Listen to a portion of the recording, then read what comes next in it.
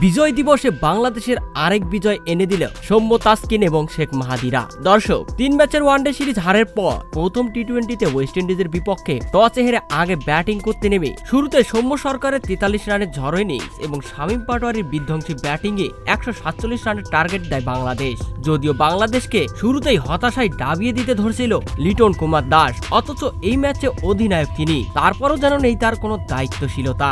এরপর বোলিংয়ে এসে দেশপ্রেম দেখান তাসকিন এবং শেখ মাহাদি। শুরুতেই তাসকিনের গতির ঝড়ে উইন্ডিজ ব্যাটাররা আহত হয়। তাসকিন 2 ওভারে মাত্র 3 রান দিয়ে নেন 1 উইকেট। এরপর শেখ মাহাদির স্পিন ঘূর্ণিতে একেবারেই কাবু হয়ে যায় ওয়েস্ট ইন্ডিজ দল। শেখ মাহাদি 4 ওভারে বোলিং করে মাত্র 13 রান দিয়ে নিয়েছেন 4টি উইকেট। পাওয়ার প্লেতেই 6 উইকেট হারিয়ে ফেলে ওয়েস্ট ইন্ডিজ। এরপর ওয়েস্ট ইন্ডিজকে হারিয়ে বাংলাদেশের ঐতিহাসিক বিজয় দিবসে আরেক বিজয় এনে দিল এই টাইগাররা।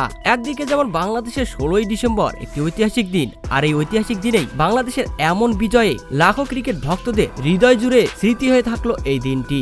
তো দর্শক, এমন বাংলাদেশের খেলা আপনাদের কেমন লেগেছে তা অবশ্যই জানাবেন কমেন্ট করে।